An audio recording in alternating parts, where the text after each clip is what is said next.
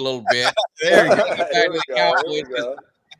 You and Jay, I'm gonna need a lot of help from you on this one because unless you agree with them, then you guys are gonna gang up on me.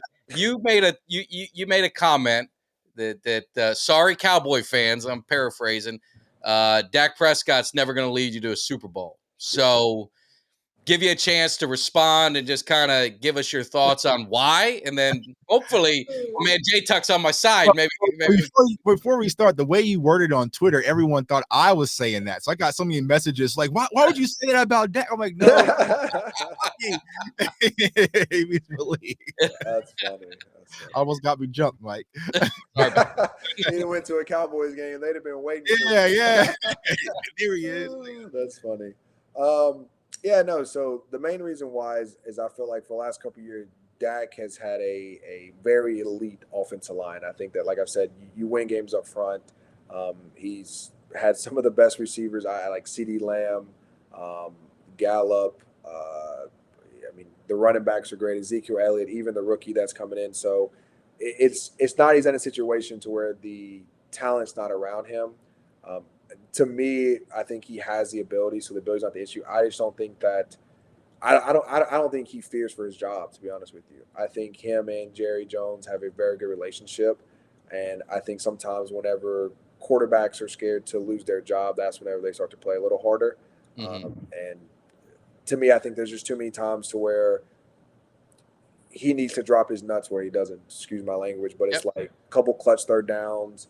Like, I'm paying you, millions of dollars, and you're not winning playoff games that you should win. And to me, it'd be different if it was a lack of talent around him, but it's not. You go player by player, position by position, and most of the time they're just as good, and in more positions they're better than most of the teams that they play. And so that to me is just like in the NFL.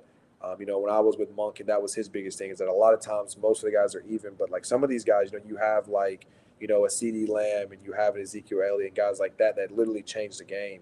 And I think that they have enough talent around them that they should win, and that they should be beating more teams. And honestly, I think they should win further in the playoffs. To be honest with you, I think they should have scored more.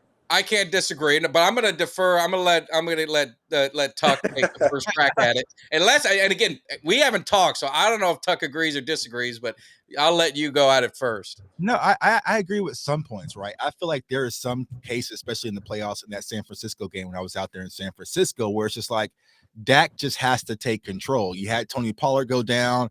Your wide receivers core is kind of down. Like, you got to make something happen. But when it comes to Dak, the problem is we've seen it in the playoffs. So if you go back to what was that, Mike, 2018 versus Seattle, right? Yeah. It's third down, game on the line. He takes off. He's diving the end zone like he's putting the team on his back.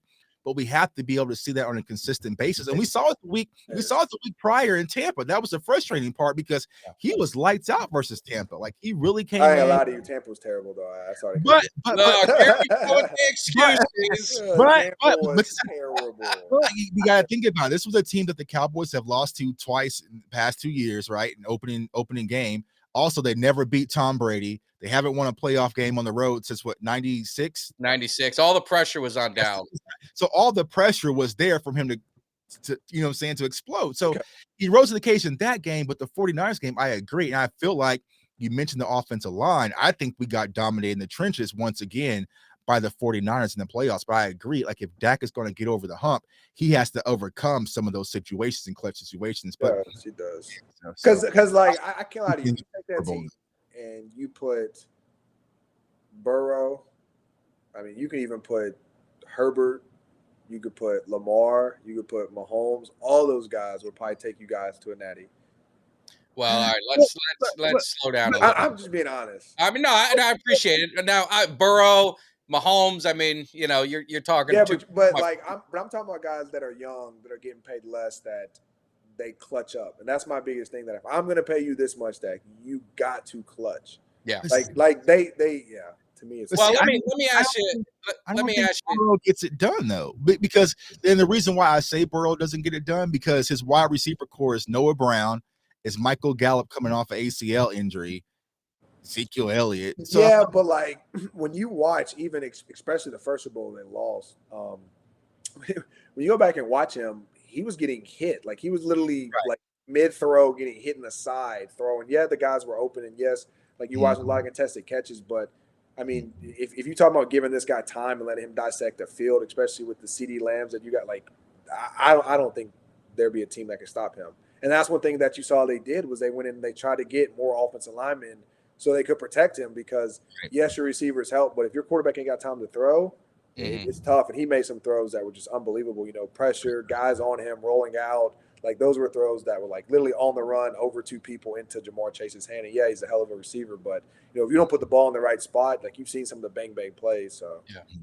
Well, let me ask you this. I'm going to take it a different angle. I'm not going to talk talent. I'm just going to talk Cowboys. So you've got a head coach in Mike McCarthy who was brought in, offensive-minded head coach, let's just say, brought in. The owner tells him, here's your offensive coordinator. Not his pick. I don't care what he could say all the nice things, but Kellen Moore was not his pick. We want to keep everything the same. So you basically and you tell me as a quarterback at a high level, you basically cut the legs from under the head coach and forcing them to keep this offensive coordinator that runs a totally different style offense than what your philosophy is. And then what you saw last year is McCarthy starting to dig in and starting to say, hey, he runs, too many option routes. I would not want to do that. Or I had segmented plays for my playmakers to get them involved early. So you saw a little dissension going through there. So I guess my question is, with Moore gone and McCarthy and being able to be the buck stops here, coach and coordinator, could you see that change? I mean, I guess what I'm saying is Dak doesn't have the capabilities to win a Super Bowl, or was it the systems that were in place that maybe hindered him from winning going to a Super Bowl?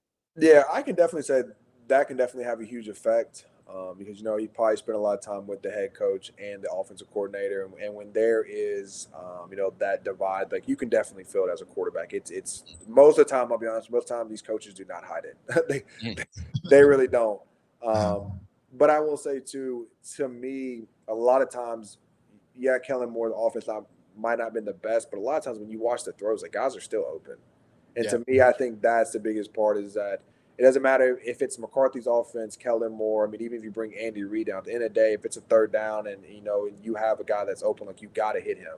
And to me, it's some of the throws that I've just watched on third down that's just like, I don't know in a big time game if the game's on the line, like can he consistently do what like Mahomes did? Remember that Mahomes, Josh Allen went like back forth, like could Dak do that?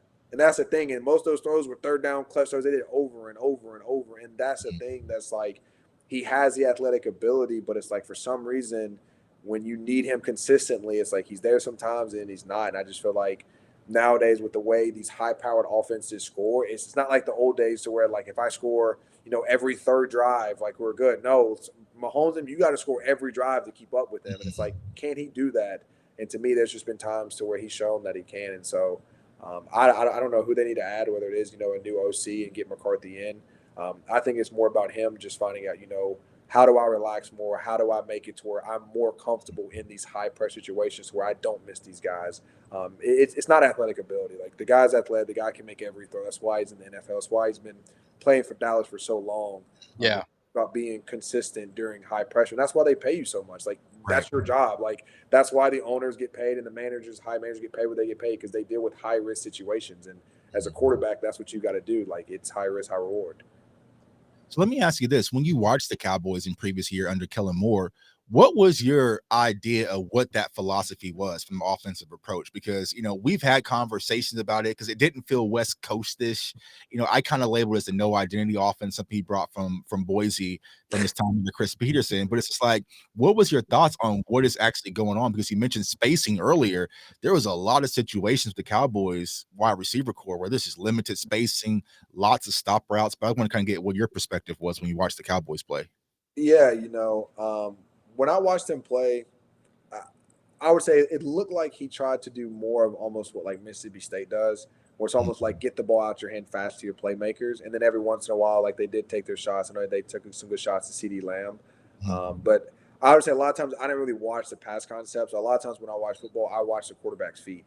Like I love watching their feet. I love watching their throwing mechanics, which is why I know Dak can do it. Like he has the right mechanics, but for some reason he just doesn't make it. But I would say Kellen Moore's offense was just more new age. To me, I think he runs a very similar style to what Coley runs, to to where like they have their playbook, but they're not scared to like, try new things, take plays that they saw from other teams and try, make it their own. I mean, I think that's kind of where like some of the newer players are probably like, what is that? Why is he trying that?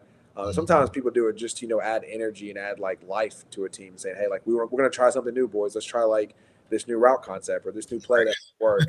Sometimes it works, sometimes it doesn't. Like I remember it, and you remember too, Mike, the halfback pass from Joe Yearby versus Washington State. It was during practice, it was fun. Like everyone's yelling and like we're super hyped, and you run and you're like, that was a terrible call. And it's just like it happens, and it's just like it's part of the game, especially when you're talking about, like I said, the offense is changing. So like, trying new stuff, creating new route combinations and stuff that people want to do. Like everyone wants to try, add their stamp to like offense and how they kind of created it. So I think that's kind of what he was trying to do was, be kind of unique. And I think, sometimes it just bit him in the butt. So. Yeah. Do you think he was just having fun running an empty set on 2nd and 2 with less than 2 minutes to go inside the 20 of a playoff game when you got Zeke and Pollard? Was he just trying to have some fun? Yeah. But with this one, I would just say, like, I don't even know what they call, but a lot of times, like, and honestly, I would probably go empty too. Yeah. Yeah, because half. Would you want to? You get that first down? The only reason why is the only way that I would let Dak Prescott throw was if it was a perfect look. Otherwise, most of the time, it should be a very soft box. So I'm probably going quarterback draw.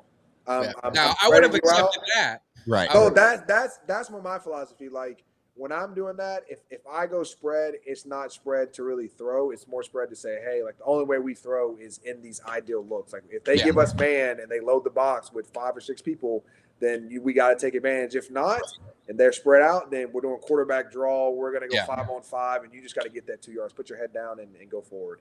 So that's more of my philosophy and how I kind of think about empty. I'm really big on a lot of quarterback run action at empty. And I've tried to forget about it, but Tuck, remind me, was that a pick, that play? Yeah, it was an interception to CeeDee Lamb. So you might be right. Yeah. Malik, you might be right.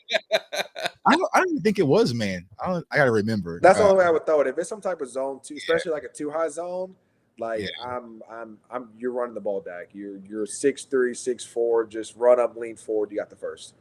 So from a quarterback, because you played the position, you get out there, you're in the playoffs, you're Dak Prescott. You're going, 5 wide. Do you audible out of it and say, nah, I'm not going to run this play. I'm going to run something else?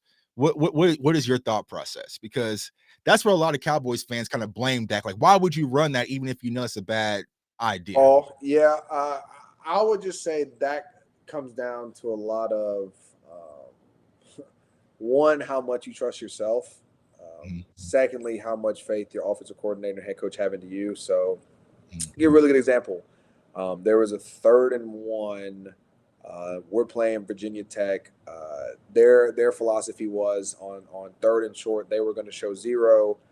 We had a philosophy was when you show 0, we check out of it. We go max pro and we throw like inside goes or like fades on the outside or stop. Like we had a whole bunch of different options. I remember checking, and as soon as I checked, they killed out of it. And then I went from an actual pass into a run play. So I was like, I didn't like the pass. Like they checked out, they got deep. So I actually handed off to DJ Dallas. We wound up getting the first, but I wound up getting cussed out on the sideline. So it's really all about, they trusted me enough to check it, which was why they didn't call a timeout. But it's like, you really, really got to know what you're doing, because if you check out of it and it fails, then that entire game is on you, because you checked out of a play that the coach called. At least if you're with the coach and his play fails, it was his play call. It was on him. I just executed what I was being told. So that's kind of where you also really got to have a lot of faith in yourself, because if imagine if he checks it and they run it and he gets hit in the backfield and everyone's like, why did you check it? Like, what was it? Like, then it's always the reverse. So that's kind of where, a lot of times, like if you have faith in your coach, you'll just let it ride, because, you're like, man, I trust the play calling. I trust my coaches. This is why they're here to get paid. So it's a 50-50. Yeah, and Dak and Kellen Moore were just like this. Yeah, and if you trust them, you're going to go with the call. Yeah, they were teammates. Yeah, the teammates. Yeah, good best friends. So, unfortunately.